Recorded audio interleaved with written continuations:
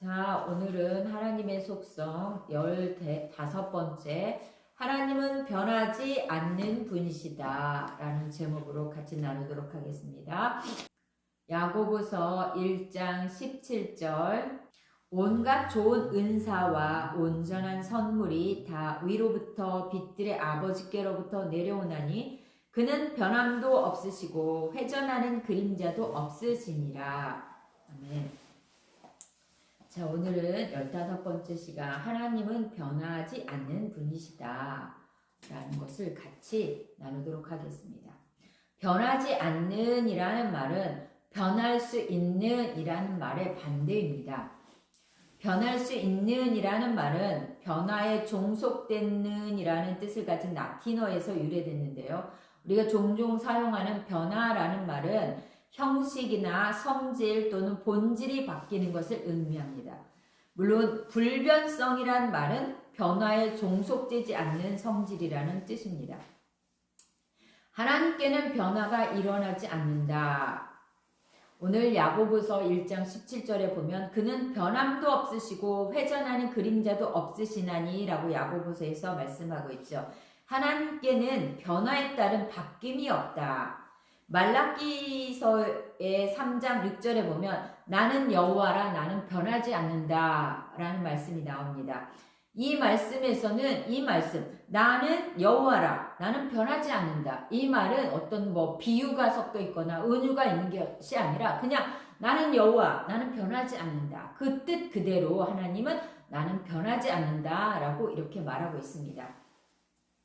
아더 핑크는 제가 이 하나님의 속성을 보면서 아더 핑크와 또 토저와 또 한 분의 책을 같이 이렇게 세 가지 책을 같이 살펴보면서 보고 있는데 특별히 아더 핑크는 하나님이 완전한 것은 변하지 않기 때문이며 불변은 하나님의 완전성 중에 한 요소이고 피조물로부터 하나님을 완전히 분리시키며 그를 지구한 존재로 나타나게 한다라고 말하고 있습니다. 그러니까 하나님이 완전하다라는 것은 하나님이 완전하기 때문에 더 이상 변화가 필요가 없다. 어떠한 것이 더 좋아지기 위해서 부족한 부분을 채우기 위해서 이러한 것들이 없이 하나님 그 존재 자체가 완벽하기 때문에 더 이상 변화할 것이 필요가 없다. 그것이 하나님의 완전성을 이루는 요소이고 그것이 궁극적으로는 피조물과 우리를 분리시키는 그러한 것이고 그 지고한 존재로서 나타나게 한다라고 말하는 것입니다. 이 부분에 대해서는 뒤에 이제 토저가 말한 어떤 변한다 자체에 대해서 우리가 더 깊이 살펴보겠지만 우리가 어떤 게 변한다라고 말할 때는 부족하거나 어떤 것이 좋은 쪽에서 나쁜 쪽으로 또 나쁜 쪽에서 좋은 것으로 변하든지 이러한 것들을 우리가 나타낼 때 변하다라고 하지만 하나님은 존재 자체가 완전하고 완벽하기 때문에 그러한 것들이 결코 존재할 수 없고 그래서 하나님 자체는 변화하는 것 이 자체가 필요 없다. 그래서 하나님은 변하지 않으신다. 불변하신 분이시다 라고 말하는 거죠. 자, 그러면 그 반대로 사람은 어떠한가? 사람은 변한다라는 거죠. 우리가 이 사람이 변한다라는 것을 우리가 누구도 부인할 수 없고 명확하게 드러나는 것들이 무엇이냐면 제 주위에도 이렇게 권사님들이 손주를 보면 이제 갓 태어난 한 달 된 이 손주들을 이렇게 자랑합니다. 태어나서 이제 막 겨우 눈도 뜨지 않고 이렇게 잠자면서 배냇짓 하는 이런 것들을 보내주죠. 이 어린아이가 어른이 되는 이 과정은 누구도 부인할 수 없죠. 다 변하고 있다는 것을 우리가 눈으로 명확하게 봅니다. 어린아이는 엄마의 그 웃음, 그 다음에 엄마의 표정 하나에도 그냥 재롱을 부리고 이쁘죠. 그런데 이렇게 마냥 예뻤던 애들이 중고등부 가서 사춘기를 겪으면 이제 여러 가지 혼돈들이 오죠. 늘 엄마 말을 듣던 애가 이제는 독립적인 아이로 자기 의사를 표현하고 또 엄마의 말에 반기를 들고 반대 의견을 제시하면서 또는 여러 가지 어려움들이 그러는 모든 것들이 다 애가 자라고 있다라는 거고 변하고 있다라는 거죠. 그런 애들이 이제 또 일정 성인이 되면 이제 부모를 떠나서 각자의 삶의 터전을 마련하고 결혼을 해서 가정을 꾸리면서 또 이렇게 삶이 변하죠. 형태가 변하고 그 어린아이로 여겨뒀던 자녀들이 이렇게 변하죠. 그런데 그걸로 끝나는 것이 아니라 그 아이들도 결국은 나이가 먹고 우리가 쇠퇴하듯이 똑같이 쇠퇴한다는 거죠. 그러니까 이 피조물들은 다 변하고 사람들은 변한다라는 거죠. 그러나 하나님은 어떠하냐 하면 변하지 않으신다. 변화하는 만물은 영원히 동일하신 주님을 선포한다. 그러니까 변화하는 만물, 모든 피조물은 영원히 동일하신 주님, 변하지 않는 하나님을 찬양한다. 하나님을 선포한다. 이것이 우리가 믿는 기독교의 진리입니다. 신학적인 진리죠. 당신은 이 진리에 서야 한다. 일단 진리가 선포되고 받아들여진다면 우리는 그 진리에 기초하여서 이성적으로 사고하는 것이 맞습니다. 여기 안셀름이라는 사람이 이런 말을 했는데요. 나는 믿기 위해서 이해를 추구하는 것이 아니라 나는 이해하기 위해서 믿는다. 이 말이 굉장히 좀 어렵죠. 어려운데 이렇게 제가 풀어서 얘기를 하면 우리는 성경, 예를 들어서 믿지 않는 자들에게 복음을 증거할 때 예수님은 동정녀 마리아에게 성령으로 잉태했다 이런 말들을 전하면 이해할 수 없는 일이죠. 예수님은 남자와 여자가 결혼해서 부부관계를 통해서 잉태된 것이 아니라 성령으로 인해서 결혼하지 않는 동정녀의 마리아에게서 태어났다. 이것을 어떻게 이해할 수 있겠습니까? 그러니까 우리가 어떤 사람이 내가 믿을 테니까 나를 이해시켜봐. 이건 불가능한 일입니다. 하나님이 믿음을 주지 않으면 결코 머리로서 성경에 나와 있는 이 모든 것들, 하나님의 하신 이것들을 다 이해할 수 없죠. 그 대신 우리가 하나님이 주신 우리를 하나님이 은혜로 우리가 받을 수도 없고 구할 수도 없고 차마 기대할 수도 없었던 우리에게 은혜를 주셔서 우리가 하나님을 믿고 예수 그리스도를 믿는 자가 되면 하나님이 말씀하신 성경에 기록된 그 모든 것들을 우리는 다 이해하게 됩니다. 받아들이게 되죠. 아, 하나님이니까 그건 가능한 일이야. 라고. 그러니까 우리가 머리로 이해하기 위해서 믿기 위해서 이해하는 것이 아니라 우리가 이해하기 위해서 믿는다라는 거죠. 믿으면 그 모든 것들이 이해된다라는 말이죠. 근데 토저는 왜 하나님께서 변하실 수 없는지에 대한 성경에 기초한 추론으로 간략하게 세 가지를 이제 언급하는데요. 만일 하나님께서 변하시려면, 즉 그분 안에서 그분의 본질과 이질적인 것이 생기려면 다음 세 가지 중 한 가지가 일어나야 된다라고 말하는 것입니다. 그게 무엇이냐 하면 첫째, 하나님은 더 좋은 상태에서 더 나쁜 상태로 악화되셔야 된다. 그러니까 하나님이 변화하신다라고 하려면 하나님이 지금에 있는 상태보다 더 좋은 상태로 더 좋은 상태에서 더 나쁜 상태로 변하는 거죠. 악화되는 거. 둘째는 더 나쁜 상태에서 더 좋은 상태로 개선되는 거. 그 다음에 세 번째는 하나님이 어떤 한 종류에서 다른 종류로 바뀌는 거. 이게 다 변화죠.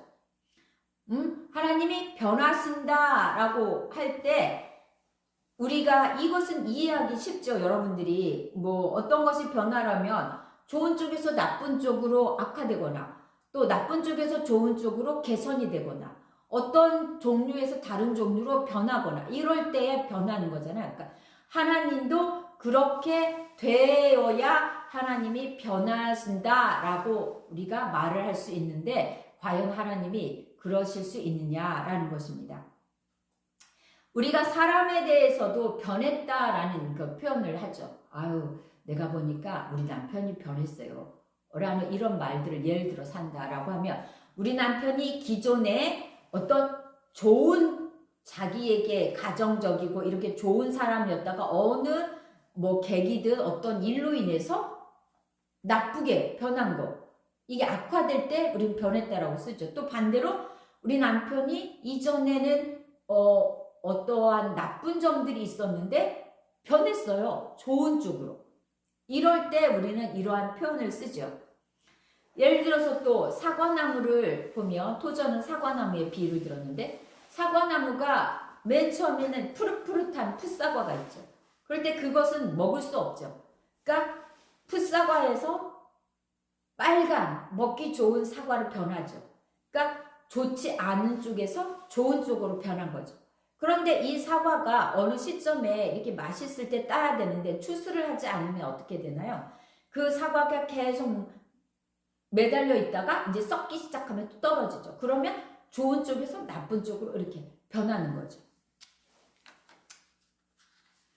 그러므로 만일 하나님이 변하려고 하신다면 그분이 이렇게 악화되거나 좋아졌다가 더 좋은 쪽에서 나쁜 쪽으로 악화되거나 나쁜 쪽에서 좋은 쪽으로 개선이 되거나 또는 이러한 때 그렇게 변하셔야 된다라는 것입니다. 그런데 여러분이 같이 이렇게 속성을 들으셔서 아시겠지만 제가 첫 시간에 하나님 완전한 분이시다. 또 뭐 거룩한 분이시다 이렇게 나눴죠.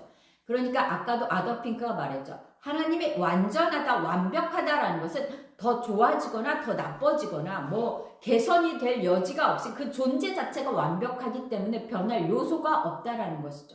또 하나님은 거룩하시기 때문에 거룩하신 것, 도덕적으로 최고의 선이고 완벽하시고 거룩하시기 때문에 지금보다 더 좋아지거나 더 나아질 필요가 없다라는 것이죠. 그렇기 때문에 하나님에게는 이러한 변화가 필요가 없다. 하나님은 변하실 수 없다. 그 자체로 완벽하신 분이시다. 그 존재 자체가 거룩하신 분이시다. 라고 이렇게 말하고 있는 것입니다. 그러나 여러분과 저는 변할 수 있죠. 어떻게 보면은 우리는 변할 수 있다라는 것이 은혜입니다. 우리가 예수 그리스도를 믿기 이전에는 세상의 이 어둠에 속한 그 세계에 있어서 진노의 자녀로 하나님 밖의 사람으로 있었는데 하나님의 은혜로 우리가 하나님의 자녀가 되고 이제는 빛의 자녀로 하나님의 자녀로 이제는 하나님의 뜻 안에서 하나님의 뜻을 이루는 자로 우리가 이렇게 변했잖아요. 이것이 얼마나 은혜냐. 피조물인 우리가 좋은 쪽으로 변화하게 되어 하나님의 형상을 담는 것이 가능하기 때문에 우리는 세대가 거듭되는 동안 더욱 선하고 더욱 지혜롭고 더욱 거룩하게 변할 수 있는 것입니다. 이게 우리는 예수 그리스도 안에서 이전보다 더욱더 거룩한 존재로 성화되어 갈 수 있는 우리는 변화될 수 있는 존재라는 것이죠. 이것이 우리에겐 또한 은혜죠. 하나님은 완전하시고 완벽하시고 거룩하시기 때문에 더 이상 변화할 수 없죠. 그러나 그와 반대로 우리는 하나님으로 떨어져서 죄 가운데 있었기 때문에 이대로는 멸망할 수밖에 영원한 심판 가운데 불모색할 수밖에 없는 이 존재가 새롭게 변해서 하나님의 은혜 안에서 이렇게 지금보다 더 앞으로 더 성화되어서 변화될 수 있다라는 것이 우리에게는 은혜다라는 것입니다. 또한 하나 살펴볼게요. 하나님께는 비교급을 사용할 수 없는데요.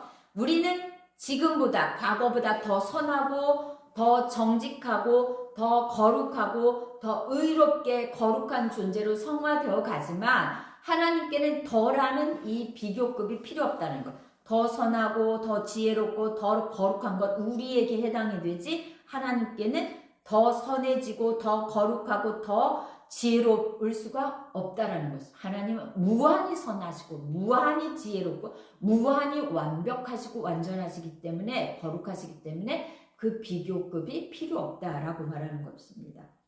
하나님께는 더 큰 같은 말을 사용하면 안 되는데 왜냐하면 그분은 그냥 그 자체가 크기 때문입니다. 더 크다라는 것은 무엇보다 더 크다라고 비교하는 거죠. 하나님이 우리보다 바다보다 더 크셔라고 하면은 바다보다 더 크다라고 하는 어떤 비교 자체가 있지만 하나님은 비교 자체가 불가능하기 때문에 크기를 측정할 수 없기 때문에 우리는 단지 우리의 이해를 돕기 위해서 하나님은 크신 분이시오. 하나님은 광대하신 분이시오. 라고 이렇게 말할 수 있을 뿐이라는 것이죠. 또 뒤로나 아래로나 위로나 방향을 가리키는 말들이 하나님께는 해당되지 않는데요. 지난 시간 우리가 과거에 몇 주 전에 무소부재하신 분, 하나님은 계시지 않는 곳이 없기 때문에 앞에, 뒤에, 옆에, 오른쪽 이런 게 해당되지 않습니다. 그 모든 곳에 계시기 때문에 하나님 뒤라는 것이 없죠. 우리가 뒤를 봐도 앞을 봐도 오른쪽을 봐도 왼쪽을 봐도 위를 봐도 아래를 봐도 하나님이 계시지 않는 곳이 없기 때문에 이러한 것도 하나님에게는 맞는 표현이 아닌 거죠. 자, 다시 말해서 더 큰, 더 작은, 뒤로, 앞으로, 아래로, 위로 같은 말들은 하나님께 사용될 수 없습니다. 영원한 하나님은 언제나 변하지 않는 상태로 계시기 때문에 하나님의 이것이 불변성입니다. 변하지 않는 성질. 하지만 피조물은 변하죠. 피조물은 한 종류의 존재에서 다른 종류에 바뀔 수도 있어요. 예를 들어서 애벌레가 나비로 바뀌죠. 이거는 형체 자체가 바뀌는 거죠. 그리고 또 더 도덕적인 변화를 통해서 악한 것에서 선한 것으로 이렇게 바뀔 수 있습니다. 그러나 하나님은 결코 그럴 수 없다라는 거죠. 그러면 우리가 여기에서 하나 살펴봐야 될 게, 하나님이 이 땅에 그 아들 예수 그리스도를 통해 성육신 하셨잖아요. 그러면 그 하나님은 인간의 몸을 먹고 이 땅에 오셨을 때 그럼 하나님은 변하신 것인가? 라는 것이 이게 궁금할 수 있겠죠. 성육신의 교리는 하나님께서 인간이 되셨다는 교리인데, 그러나 우리는 오해해서 되는 게 아니라 오해해서는 안 되는데, 하나님이 이 땅에 육신의 몸을 입고 오셨다고 하셔서 그 하나님의 신성이 변하는 것이 아니죠. 단지 하나님은 여전히 신이시지만 또 인간의 몸을 입고 오셨던 거죠. 그래서 예수님은 인간이셨고 또 친히 신이십니다. 하나님의 신성과 인성이 같이 있는 거죠. 그런데 그분의 신성과 인성이 서로 신비롭게 융합된 것은 사실이지만 그것들이 서로 침범하진 않는다라는 것입니다. 이것을 우리가 어떻게 머리로 이해할 수 있도록 설명할 수가 없죠. 하나님이 보여주지 않고 우리에게 얘기해주지 않는 영역은 우리가 알 수가 없는 거죠. 자, 하나님이 아닌 존재가 하나님이 될 수 없습니다. 또한 하나님께서 하나님이 아닌 존재로 될 수도 없어요. 하나님이 우리에게 오셔서 우리 안에 거하시죠. 영이신 하나님, 성령의 하나님 거하시고, 우리는 또 하나님이 거하시는 성전이라고 하죠. 그렇다고 해서 하나님이 우리 안에 거하신다고 해서 우리가 하나님이라, 이건 아닌 거죠. 우리가 하나님이 될 수도 없고 하나님이 우리처럼 변할 수도 없고, 그래서 하나님이 당신의 아버지시고 당신이 하나님의 자녀이죠. 하나님이 당신의 마음에 거하시고 하나님은 당신과 하나됨을 체험할 수 있습니다. 하지만 사실상 그리고 본질적으로 당신이 하나님과 별개의 두 존재이다라는 것입니다. 하나님이 우리 안에 거하셨다고 해서 우리가 하나님처럼 되는 것이 아니라는 것입니다. 그러니까 하나님은 이 땅에 성육신에서 오셨다 할지라도 하나님이 변한 것이 아니고 여전히 그 존재 그 자체로 하나님은 하나님이시다라는 말씀이십니다.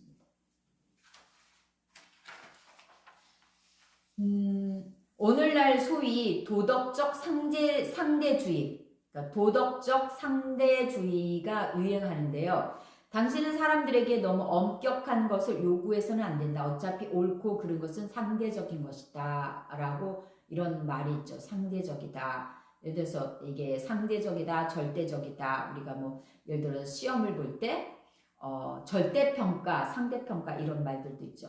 절대평가는 90점부터 100점까지는 A, 80점부터 90점까지는 B. 그 범위 안에 한 명이든 두 명이든 그 기준 이내를 맞추면 그 점수가 드러나는 거죠.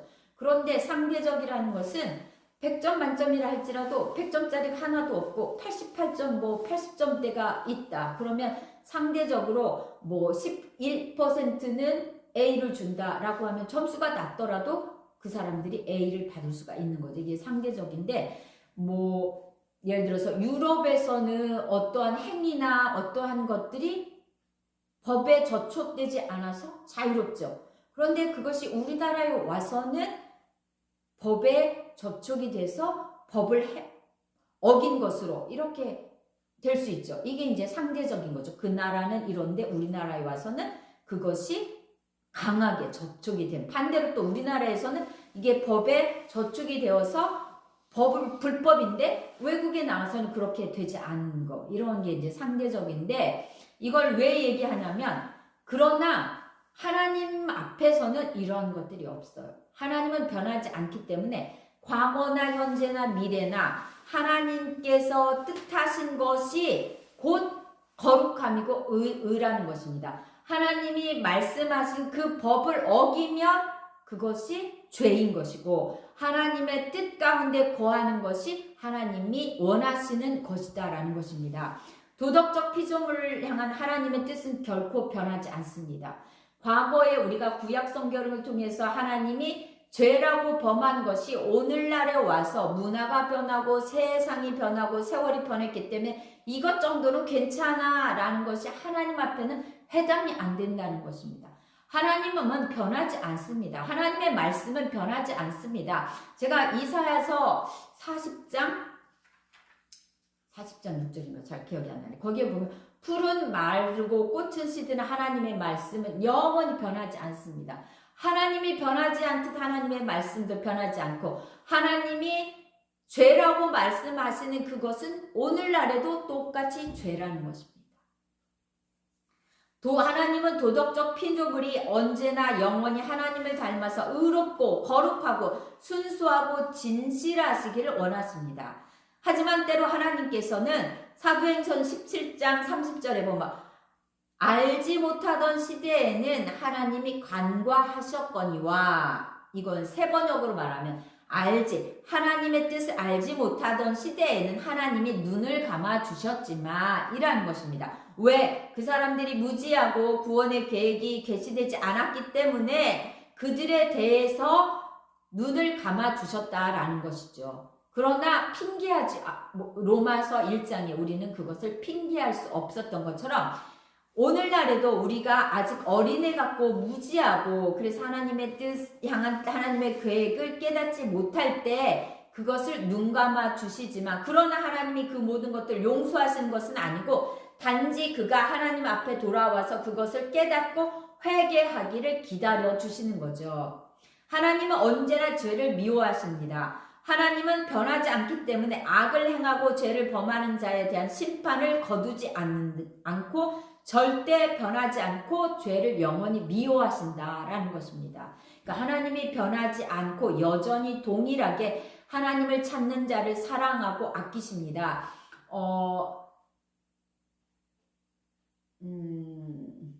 제가 갑자기 생각이 나지 않는데 또 누구든지 하나님을 사랑하는 자는 하나님도 그 사랑을 하는 자, 하나님은 자기를 사랑하는 자를 사랑해 주십니다. 그가 누구든지. 그 하나님의 사랑은 변하지 않습니다. 우리가 좋아하는 하나님의 은혜를 구하는 자에게 하나님은 은혜 베푸시겠다고 하신 것은 변하지 않고 동일하게 여러분에게 은혜를 베푸십니다. 이렇게 변하지 않는 것처럼 하나님이 미워하신 죄는 어제나 오늘이나 동일하고 과거나 현재나 미래나 똑같이 하나님이 미워하시는 죄는 똑같이 그 하나님께서 심판하신다라는 것.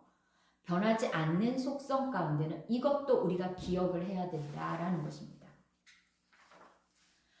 하나님의 불변성이 이렇게 하나님이 변하지 않는 이것이 그러면 우리에게 주는 위로는 뭐냐라는 것을 오늘 한번 살펴보고 마무리하도록 하겠습니다.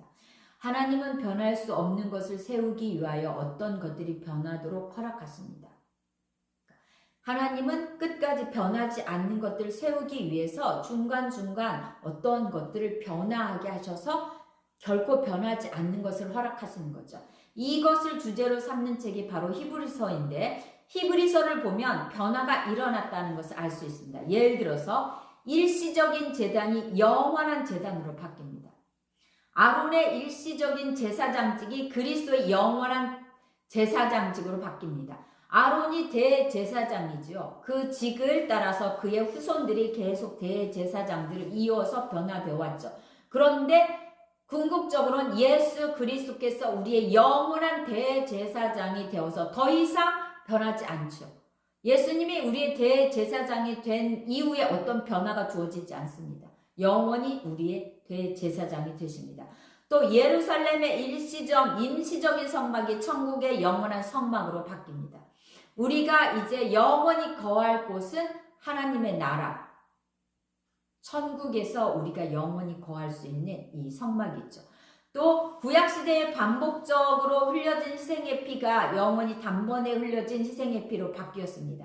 구약에는 자기의 죄를 위해서 제물을 가지고 매번 죄를 범할 때마다 그 성막에 가서 번제단에다가 자기의 희생의 제사를 드렸죠.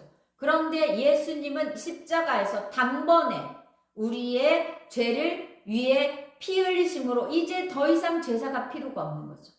이것처럼 변할 수 없는 것을 세우기 위해서 변화를 하나님께서 허락하셨죠. 그래서 궁극적으로 예수 그리스도를 통해서 그 모든 것들을 이제 완성하셔. 더 이상 그 위에 필요가 없는 거죠.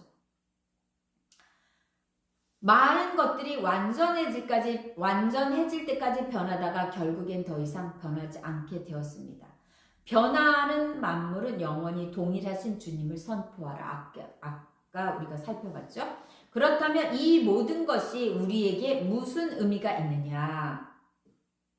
라는 것을 한번 살펴보면 우리는 시간의 희생자들입니다. 우리는 한 달이 또 지났음을 알려주는 달력의 한 장들을 떼내죠. 지금은 벌써 25년이 들어와서 벌써 1월달하고도 10일이 지나가죠. 우리는 시간 안에 제한을 받고 삽니다. 그러나 지난 시간에 하나님은 영원하신 분이시다 라고 할 때 하나님은 그 시간이 하나님 안에 있죠. 시간을 하나님께서 품고 계시는 거죠. 그러나 시간을 자신의 품에 안고 계신 분이 계시는데 그분은 시와 시간을 초월하는 분이십니다. 만일 당신이 더욱 분명한 빛을 얻기 위해 예수님을 의지한다면 당신은 예수님이 눈먼 사람들이 눈을 뜨게 하신 분이라는 것을 알게 될 것입니다.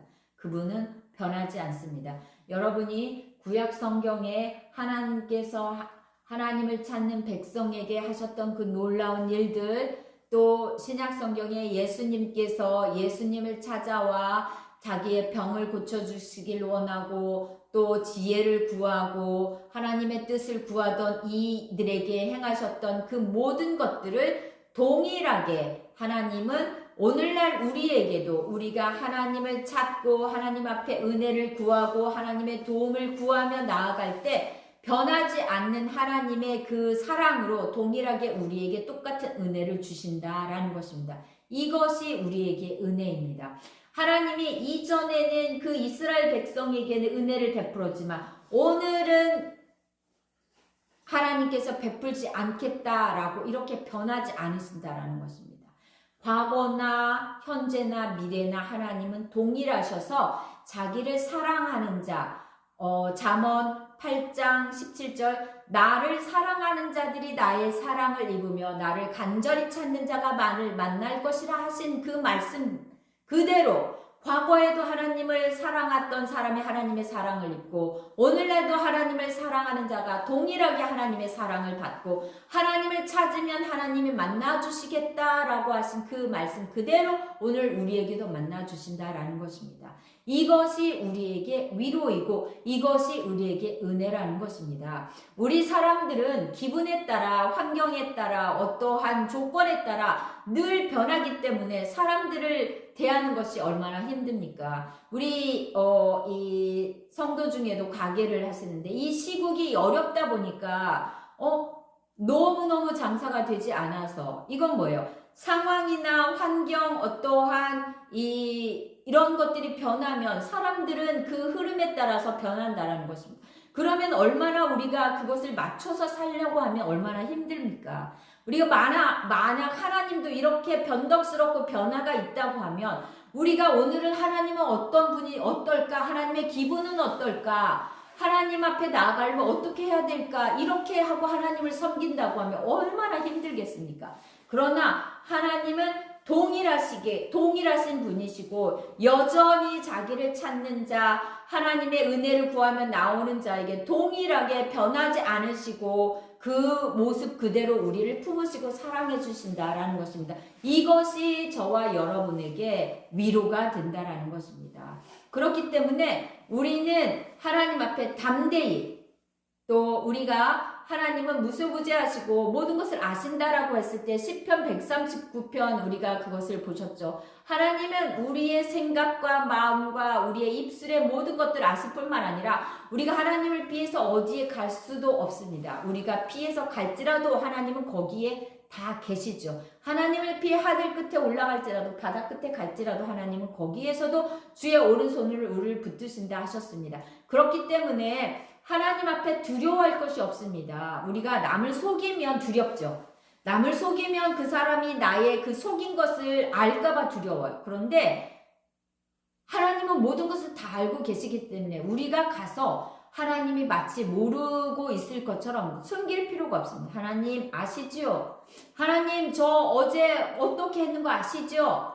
하나님 저 오늘 하루 어떻게 살았는지 아시죠? 하나님 용서해 주시고 불쌍히 여겨 주시고 하나님 은혜를 베풀어 주십시오 라고 이렇게 기도하면, 이렇게 하나님 앞에 나오면 하나님은 변하지 않는 사랑으로 여전히 동일하신 그 모습으로 우리를 품으시고 우리를 안으시고 우리를 그래서 위로하시고 다시금 그 안에서 살아갈 수 있는 힘을 주시는 분이 하나님이시다라는 것입니다. 오늘 변하지 않는 하나님에 대해서 배웠는데, 그렇기 때문에 우리는 하나님을 믿고 살았던 믿음의 선조들처럼 동일하게 그 하나님이 그들에게 행했던 것처럼 동일하게 우리도 하나님을 믿고 섬기면 그 동일한 하나님이 우리의 삶 가운데도 그러한 역사를 이루시고 이끌어 주실 것이다 라는 것입니다. 이것이 위로이고 이것을 믿는다면 우리는 하나님 앞에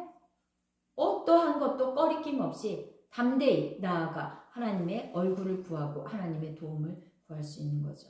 이것으로 여러분이 하나님 앞에 더욱더 친밀하게 나아가시고 여전히 변하지 않고 여전히 그 모든 것들을 아시며 이끄시는 그 하나님 앞에 여러분의 형편과 처지와 아픔과 고통을 내어놓고 은혜 안에서 여러분의 그 모든 삶들을 능력 있게 이렇게 헤쳐나가는 여러분과 저가 되었으면 합니다. 기도하도록 하겠습니다.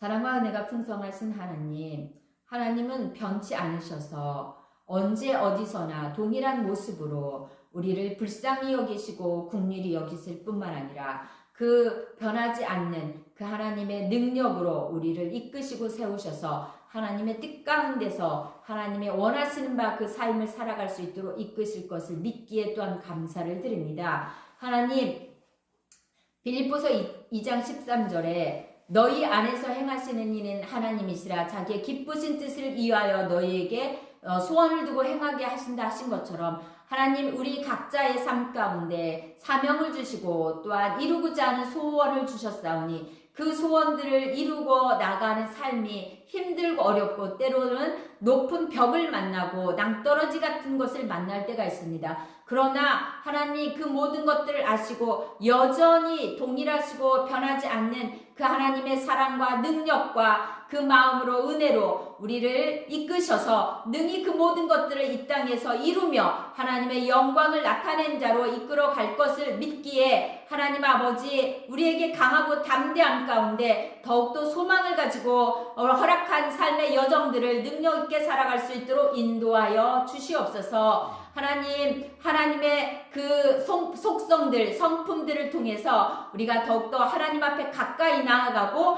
막연했던 그 하나님이 우리가 눈으로 본과 같이 하나님 앞에 그 하나님을 의지하고 더욱더 친밀한 교제 가운데서 하나님을 경험하며 나아갈 수 있도록 은혜로 베풀어 주시고 인도해 주시옵소서. 이 모든 말씀 우리 주 예수 그리스도의 이름으로 기도드렸습니다.